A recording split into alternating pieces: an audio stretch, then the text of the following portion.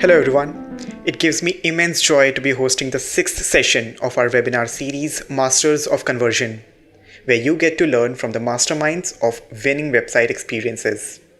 My name is Vipul and I lead co-marketing for VWO, a full funnel experience optimization platform.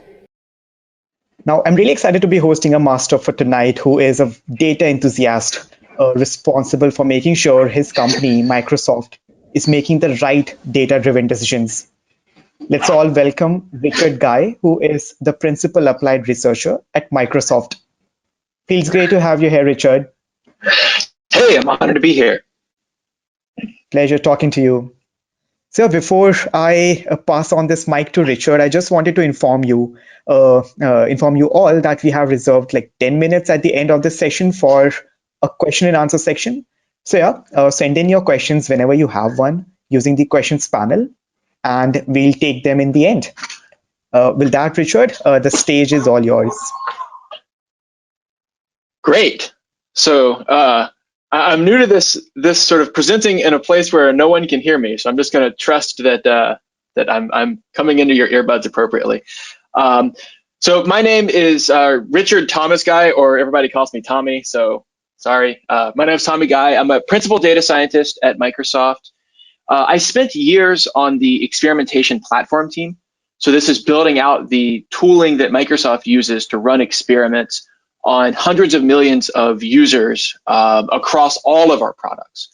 So unlike many of you that may be sort of on on a product team, sort of improving a single product, I was working in the background trying to help you be successful.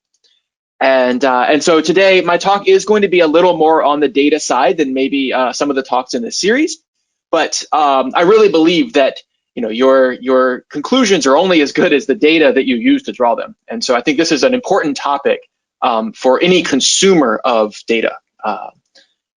So just make sure my slides go. There we go. So I want to start with I think a story that will be very familiar to many of you. This is when I was working with the OneDrive team. This is sort of a cloud storage platform at Microsoft. And I was working with a product manager, and they're thinking, how do I grow our customer base? How do I increase retention? And in particular for this product, how do I increase conversions, right, from a free service to a subscription service? And somebody had an idea that seems pretty good. Basically, we have Word. You store Word documents in OneDrive. What if we made a Word document that was a tutorial that taught you how to use that Word document itself in the context of OneDrive? Is this idea good? I don't know. It seems like a viable idea. And as always, we tested this in our A/B testing platform. So this is really where I came in. Someone had this idea. I helped them set it up. We run a large A/B test. We probably had 10 or 20 million people that come into OneDrive, and in their first session, they either got whatever we were doing before, or they got this document explaining how to use OneDrive. And it turns out it went okay. We saw a $100 million per year revenue bump in our scorecard. And at first we're like, we did it, right? Let's take this up the chain. Everyone's going to be really excited. Fame and fortune is definitely coming our way. I was the humble analyst on this project, but I was hoping that some fame and fortune might sort of dribble over my way too. But before we took this anywhere, we had sort of a large, hey, wait a minute, like that seems a little too good to be true. And my team at Microsoft often talks about something called Winans Law. You may have heard of this. The gist is, if you see something that looks too good to be true, it probably is. And so, we sort of commenced the laborious process of proving why the best idea we've ever had is in fact not that good. And this was, I'm skipping over many tense days. What we eventually realized is something that many of you may have observed in your own organizations, which is the idea of a user, it turns out was a little harder to define than one might think. In particular, in the Office world, where we've got Excel, we've got Word, we've got PowerPoint, we've got OneDrive, we've got SharePoint. The idea of a user is actually very hard to quantify. And for reasons I don't want to get into, in this metric, the denominator mattered a lot. So when we said, we're increasing the subscription rate by a certain amount, that equals $100 million. If we were wrong about our user base, so in other words, if we were using different counts in our treatment and control or different flags to say what kind of user is that, it could be problematic. And in this case, what happened is sort of way over at some other building, the guy responsible for building out our data set, our data pipeline, had a completely reasonable definition of a person in the OneDrive universe. So who could possibly subscribe? And he made a change. I think he made the change literally the week before we started our experiment. He probably emailed all the right people. The communication went out. And on the other side of campus, we've run this experiment and we think we're about to be rich. And it turns out in reality, we're not using the right definition of user anymore, right? So it sort of changed out from under us. And this is an example, sort of both of these actually, an example of a distributed data pipeline. And this is the kind of thing that is sitting sort of under the surface of many of the decisions that you're making with data. You may have an organizational challenge, maybe not even a challenge, just a fact that the team that is building your data set may not fully understand all of the use cases of people that are consuming that data set. And that's just right now, right? They may not fully understand your problem, and that's completely normal. They may not know who to disseminate information to. They may disseminate that information once, but you may not read that email. You may forget. You may not make changes that are necessary. It can just be hard to deal with a system that where data flows through a large organization to get to the decision makers. And then the other one that I think has probably bitten all of us is temporal distribution. So what I mean here is last month we made a decision and it was a completely valid decision. It was, if we had to make it again, we would make the same decision. But the world has changed, or the person who made that initial script or pipeline has moved on, and no one can really remember like why it was that way. Like who did it that way? And so what happens is sort of a rot where you've got this data set, you use it every day, you make decisions on it, business critical decisions. But if you were to really be pinned down and somebody asked you, why is that pipeline that way? You may not remember. And this is scary because at the end of the day, you're going to have what happened to me, right? You're going to have some result. You're going to have to figure out, like, do I trust this result?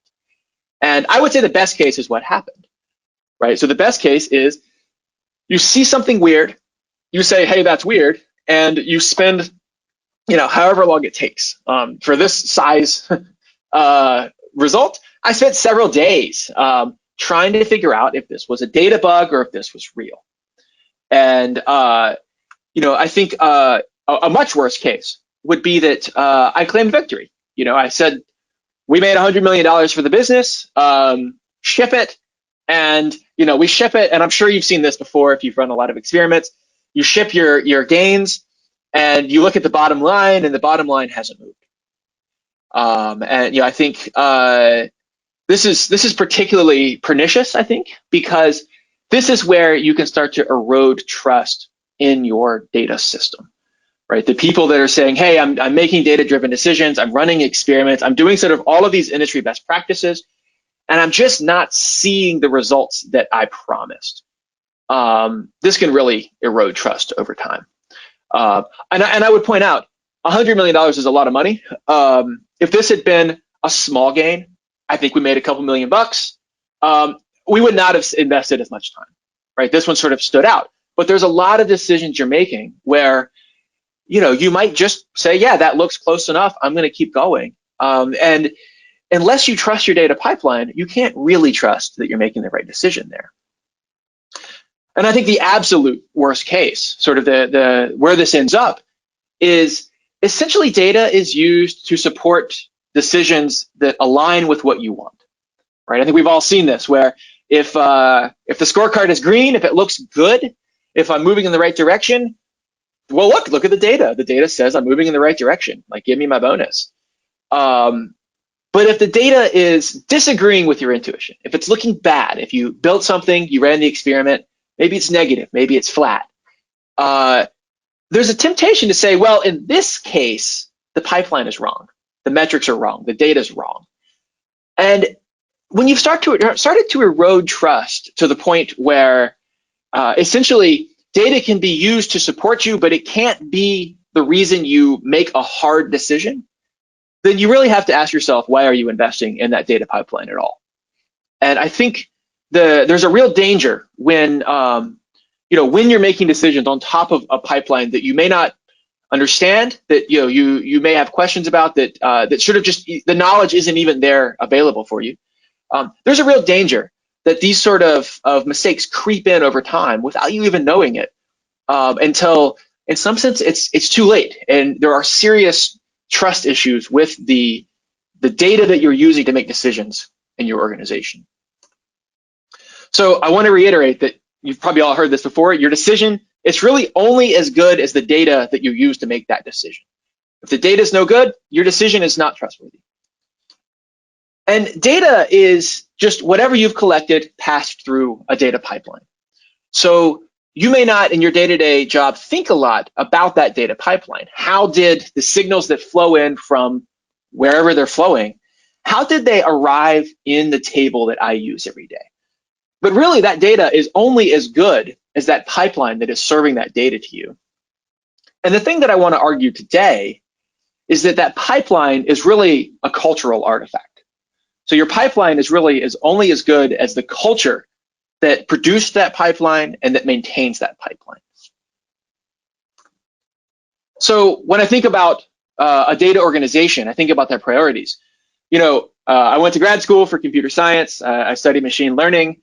I studied all sorts of really fancy, cool techniques. Deep learning was hot and still is. It was great. I'm a tool builder at heart. I love building tools to help decision makers make better decisions. And I think that those are more important than the signals, right? If you have great data sources and you don't do anything with them, then what's the point? But both of those are secondary to a data culture that promotes accuracy and that promotes trustworthiness in the tools that you're using to make your decisions. So what do I mean about a culture? Well, to start, I want to sort of give you this axis that I think about a lot. So on the left, we sort of have, it's red, so it must be bad, what I would call a restrictive data culture.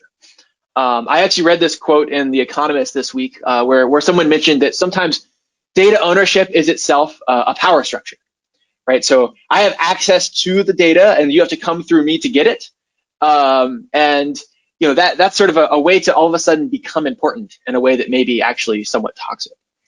A culture that is restrictive, you may have to ask for permission to use a data set.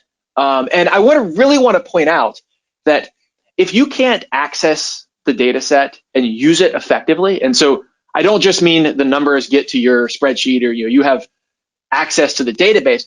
I mean, you can't use that data to make a decision without talking to someone who understands it. That is a form of permission, right? If all analysis projects line up in a data engineering queue, then there is a restriction there, right? And I think the way I often sort of want to describe this is that there's an idea tax, right? Every time I have an idea, instead of let me go try that, I have to think, how do I go try that? And I think this can really strangle an organization over time, just because it's just hard every day to sort of fight that same battle of how do I get access to the data that I need. So on the other side, I like to talk about a permissive organization. This is where there's a try it culture, right? So we have a data pipeline, it produces data that we use to make decisions in our business.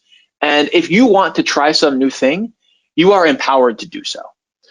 An ideal here is that you have metrics that are setting the expectations for your organization. And then anything that moves those metrics is fair game, or at least you're within sort of legal reasons. And a key part of this is everyone has meaningful access.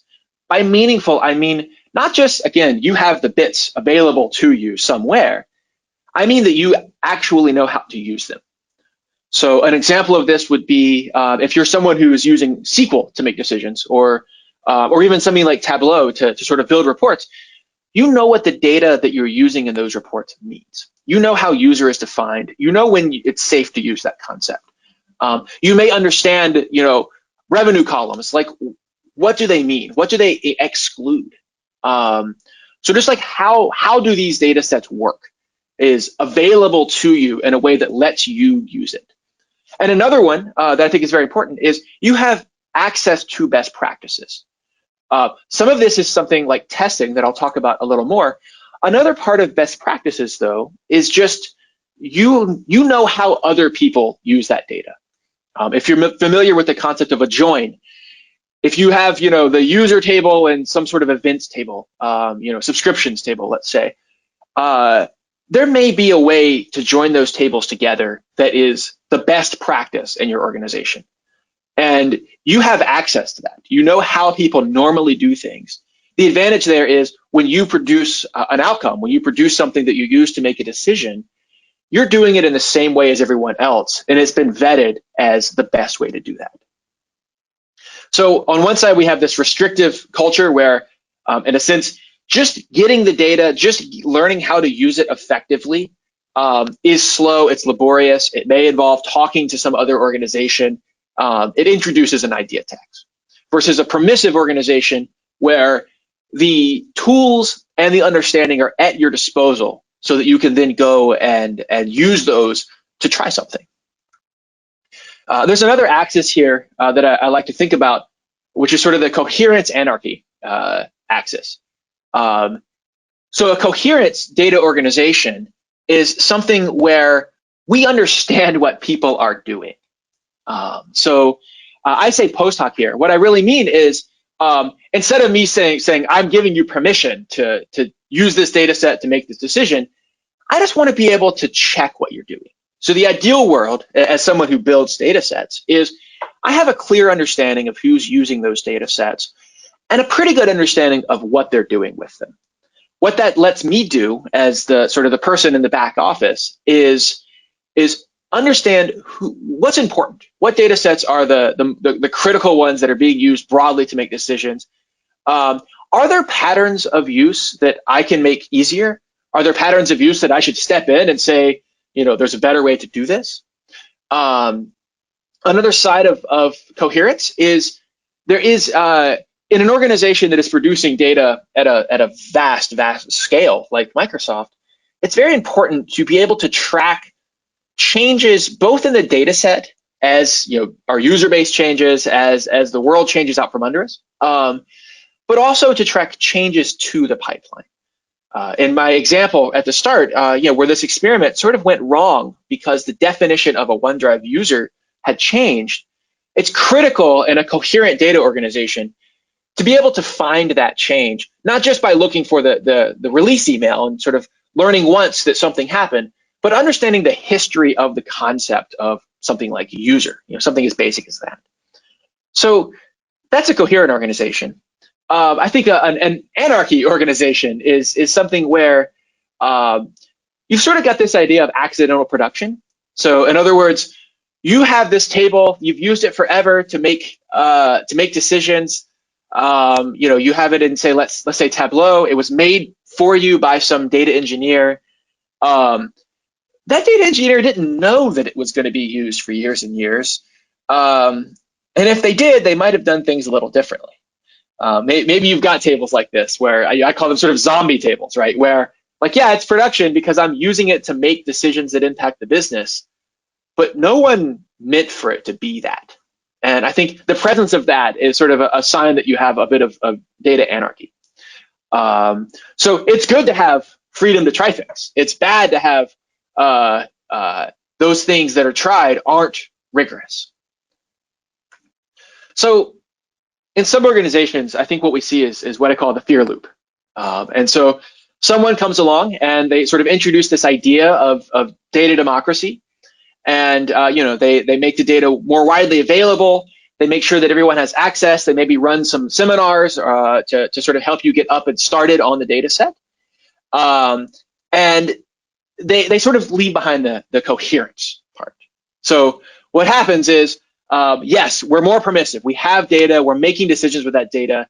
But along comes some embarrassing, preventable mistakes, right? So someone uses the data incorrectly. And that may not be caught early. It may be that they didn't have knowledge of what correct even meant. But the reaction is, uh-oh, we've gone too far. And we sort of reintroduce controls. And again, I think the most pernicious control is this idea that I have to go to someone to get enough help to be useful, which means I'm stuck back in a queue somewhere.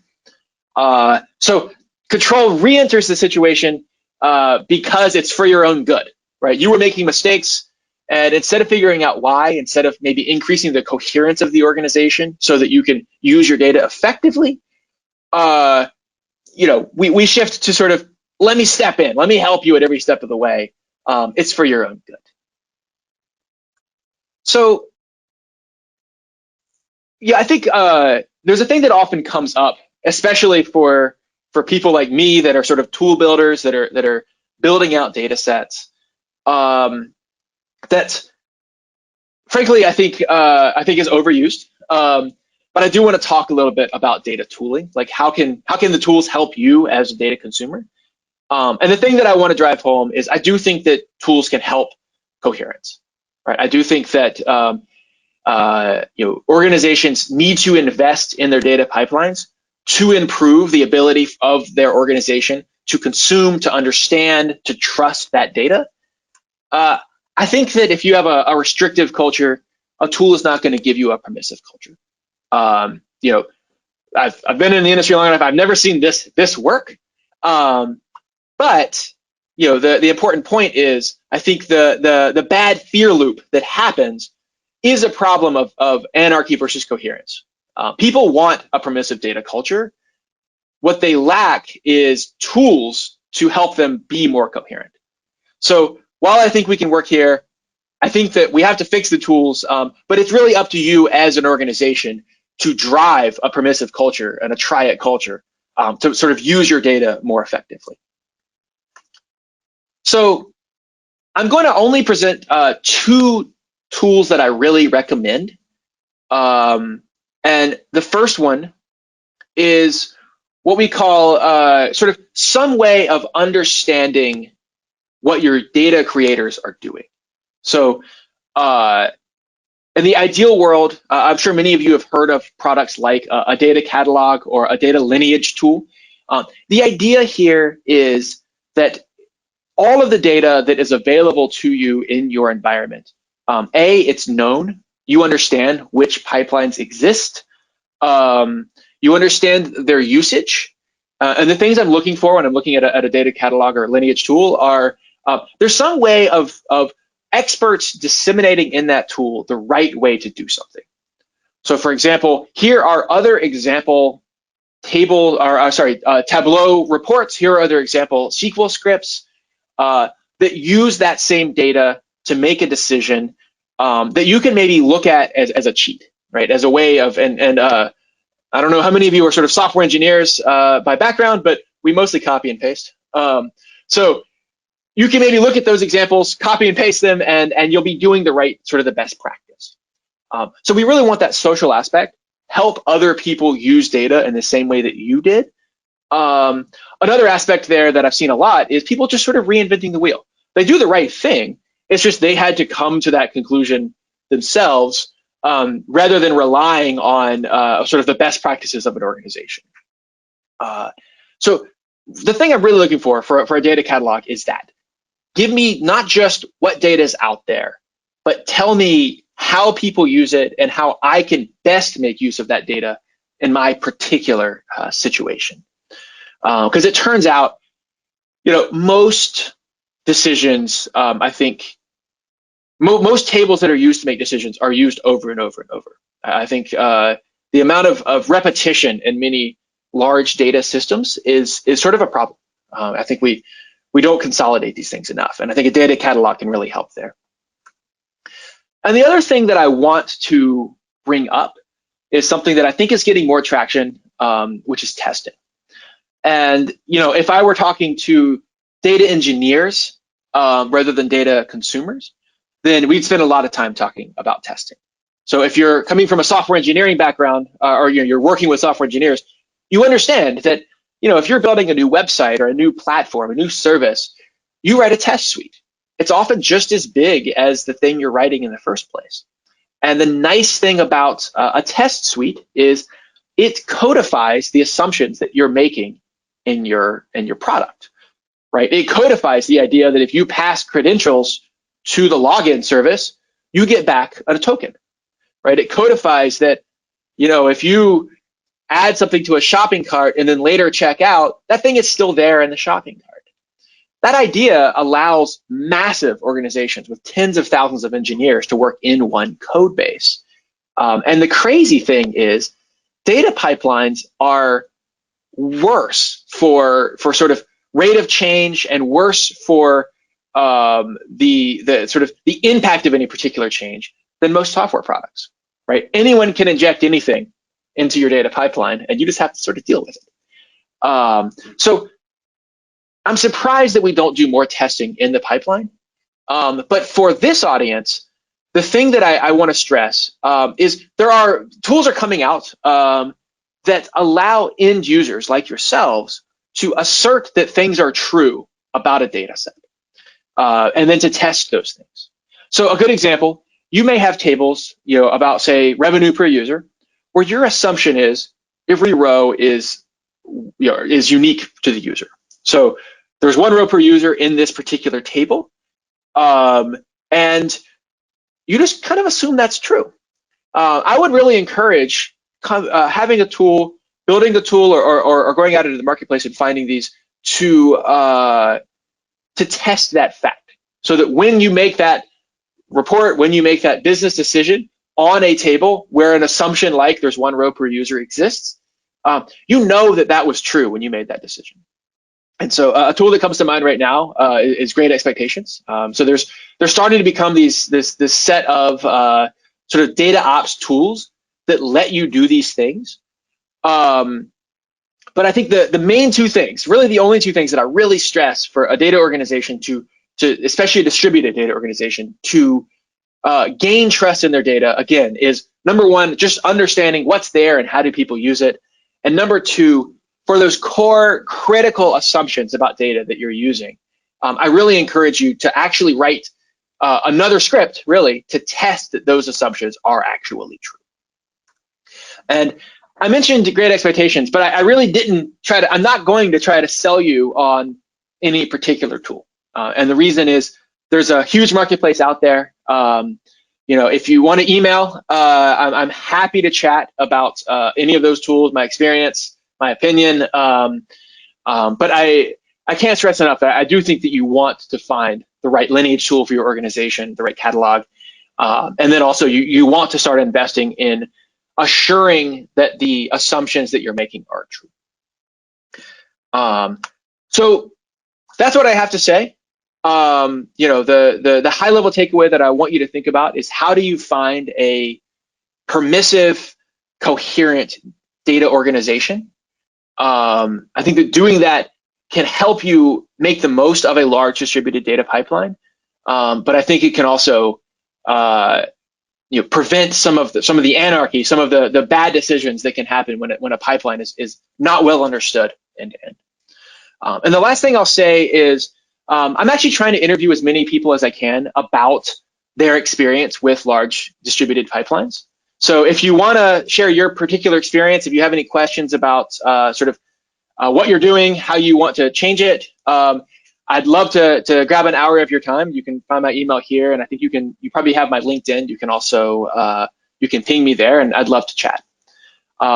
With that, that's what I have to say, and I'd love to take your questions. Hey, Richard, I'm back. Hey. I must say that was really insightful and a really powerful presentation. I really liked how you explained a lot of things. And one thing that really stood out for me, and I'm especially highlighting it here, is, a lot of times different people come and ask me, and it's also a larger topic of discussion about the culture of experimentation. And I was really amazed by one line explanation that you gave about the try it culture, right? As simply as that, the culture of experimentation is all about the try it culture. So that's a great explanation, a very simple one as that, and I'm definitely going to sort of use it in all my conversations from here on. Good. Yeah, I think I think the try culture is only as good as your ability to stop trying something when it's bad. So I think a try culture is predicated on a trustworthy data set, right? Without that, then you're just trying random things, and it can be bad. But as long as you can measure success, then I think it's the way forward. Absolutely agree there. And I this also reminds me our conversation with Ronnie Kohavi, right? Last year for Convex, when we were having a discussion, he mentioned things on the same line.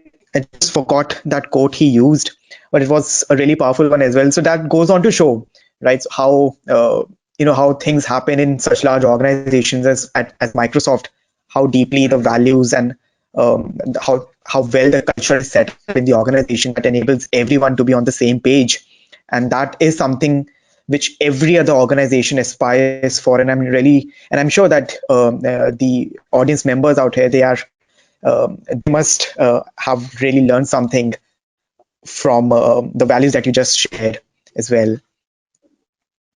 Good. I hope so. Right. So one thing I was curious to know about is, Sure. If you could just share how your team is structured at Microsoft. Sure. So I think the hard thing to describe here is, and so I actually, in the last 8 months, I've actually been working in the Bing organization. So I'm going to talk a little bit about that organization. Microsoft itself, obviously, it's a little too big to describe. And from a data perspective, we have several main signals that flow in. The main signal, obviously, is just people search things. They get a search result page, and they click something sometimes. And they spend some time on the page, and maybe they go back to Bing, or we don't see them again for a while. But tracking that process is both server-side logs and client-side logs. All of that is consolidated into one big data set in Beijing. So I've met the people that work on that. We email constantly, but they are on the other side of the world from me, and they are responsible for a good example. The last thing I had to talk to them about was bot detection. So in other words, we get people that are like crawling our search results, and for the most part, we let them do it, but we don't want to use that in analysis. And so if we find that we've got bots leaking into analysis, we have to talk to the team in Beijing to sort of put a fix in. But that team is completely separate from me. Their product is a data set, and they have done a very good job at data cataloging. So there's a site that we can go to internally, and we can see anything you might imagine, including examples about that core data set. What are people doing in Bing? Then organizationally, you've got sort of the teams that I work with here in Seattle that use that data, but they're the teams that are actually crawling the web, building our corpus, doing relevance, and then so you can think of them as building the product. Above them is the metrics team, right? So the metrics team in an ideal situation, and this varies across Microsoft, but I think in an ideal situation, you want your metrics team to be separate from your product team, in the sense that their goal is not to improve the product. So it's sort of a referee, right? You don't want your referee to be the coach of one of the teams. In the same way, you don't want your metrics team, the people sort of figuring out if things are wins or losses, to be tied in any performance way to the outcomes that they're measuring. So I sort of really believe they should be a separate team from your product teams, Should they be a separate team from your data engineering team? It just totally depends on your situation. Right. It makes a lot of sense. Uh, so I was looking at your profile. So you've been involved with data for, I think throughout your career, right? Yeah. Right. So what challenges have you seen when it comes to data mining and data analysis and all that stuff? Um, I think the biggest single challenge that I see over and over is, and so before I was sort of by training, I'm a software engineer, and the practice you learn when you're a software engineer is to encapsulate changes. So in other words, if I change something, I put it in a function somewhere, and if you call my function, you don't have to really care how that function works, right? As long as you give me the right input and you get the right output. A data pipeline is the exact opposite of that. Anyone at Bing can write an additional signal into the data pipeline, and that signal can then be picked up and used by the metrics team, and a decision can be made to change the product based on that signal. So unlike a software group where every change is encapsulated, it's hard to sort of have a global impact. I guess you can have a bug, but you try to minimize global impacts. In some sense, a data pipeline, everything's a global impact, right? Anything can inject nastiness. And I think that's just been like, it's a big problem, but that's been the biggest, I think, is how do you deal with the inherent complexity of something that thousands of engineers can change, in some sense, without you knowing.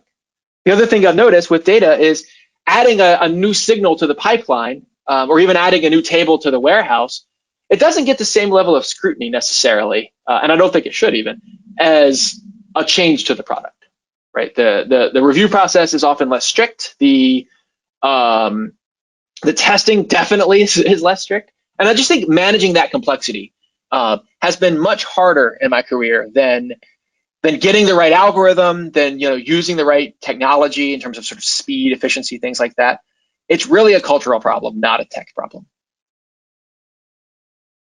Right. It makes sense. But so you mentioned that when data is coming in from so many sources and anybody can inject whatever information. So then how do you make sure? I imagine it must be a very challenging job to remove the contaminants from the entire data set. Yeah, and I think I would even go a little broader. I think the most dangerous thing in a lot of data pipelines is the where clause. So if you know SQL, the where clause is how you filter rows out. And I always joke that if there were 10 commandments of data science, like commandment 1 or 2 would be mind the denominator, right? The universe you're looking at when you make a calculation matters a lot for the value of that calculation and for how much you can extrapolate from it. And when you're saying, I think this data is bogus, I think this data is bots, or in some way isn't necessary, you're excluding it from further analysis. And frankly, that is where a lot of problems come in, because the reason that you excluded that particular set of rows this time, you may completely understand it, you may be completely right now, but in 10 months, are you going to remember like why you did that? And so, yeah, removing contaminants, you really need to document why you did it in some way that I keep coming back to this. Document it in a way that later someone can clearly see that it happened and why, so that when they use that data, they can understand whether it generalizes to their problem. Right, totally agree to that. I think that's a really key point there. Documentation of whatever changes you're making to any sort of data set that needs to be recorded, because people leave the company, new people join in. They need to be cognizant of what changes took place in their absence. And you're absolutely right. Contaminants, it's all about the definition. It necessarily may not be like a contaminant, but it must be something that you don't really value today, but it must be of value 10 months down the line, 1 year down the line. And for a big company like Microsoft, every data point matters for any business decision. So, Well, but you you kind of have to, and I'm sure everyone has faced this, you have to look at sort of a subset of data often to make to sort of have a tractable problem. A good example is, it's hard for a search engine. It's hard to try to measure something across every language at the same time. I mean, you can imagine, even just like basic stuff about sort of how the web works feels pretty different across different locales. So maybe it's completely valid that this table only looks at a couple of languages or a couple of locales, but unless you know how the table was built, you may not know that it's filtering out some data that is critical for some other team. And this is sort of the accidental production problem that I mentioned. Accidental production happens when you pick up some table that your buddy's using, and it was exactly the right table for them, but it doesn't have the data necessary, or it doesn't generalize to your problem. And unless you know what's in that table, unless you know how it was created, you may not be aware that it's the right, that it's the wrong table for your particular use case right now. understood. Yep. Thanks for answering the questions, Richard. I hope the audience must have really found value in it. Right. So I think it's time to wrap up this session. I'm glad that we are on time today, unlike the other sessions. Yeah, guys, that's it for today. And thanks again, Richard, for a wonderful session and sharing your expertise. Yeah. Thanks for having me. And again, if anyone has any sort of more follow-ups, anyone wants to chat, I'm happy to do that. You can find me on LinkedIn. Feel free to reach out to Richard and support the project that he's working on. I'm sure it must be it'll be a great project, and it'll be a great experience for you as well. Perfect. I hope so. Yeah. All right. Well, thank you. Thanks for having me. Perfect. So just a quick reminder to everyone that we have more sessions just like this one, more interesting sessions scheduled for the coming months. Our next session is by Ashwin Gupta. He is the head of growth at VWO, and he will be sharing a very, very interesting insight of how he was able to reduce customer churn for VWO by 33% through cross-functional optimization. So yeah, the link is on the website, vwo.com/webcast. Feel free to visit anytime and register yourself if you find the details, if you find it something that adds value to your work. So yeah, thanks for listening, guys. Have a great day, everyone.